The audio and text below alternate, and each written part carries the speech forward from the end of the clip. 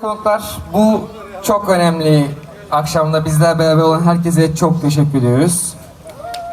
Ladies and gentlemen who only understands English, I would like to thank one by one every single person who is with us right here, right now in Rixos downtown.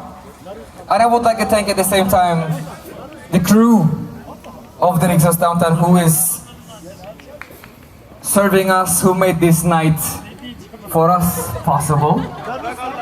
На русском у меня не нужно. Уважаемые гости, добро пришли к нам. Добро пожаловать. Россия, я не слышу вас. Вы здесь что ли? Right. So the common language comes right now for everybody. It's in English. My dear general manager and his wife and dear my colleagues are right here. Susesi Luxury Resorts. You guys are real so mean to me. Thank you very much for being over here. Right here, the band who is going to perform for us rest of the night.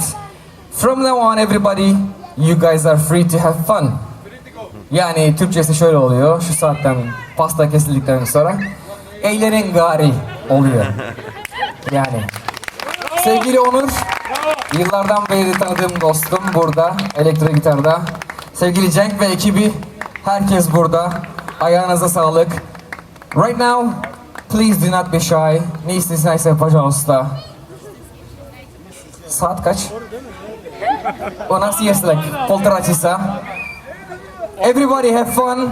Thank you very much for being over here. On behalf of the bride and the groom, I thank you all. Thank you very much. Thank you.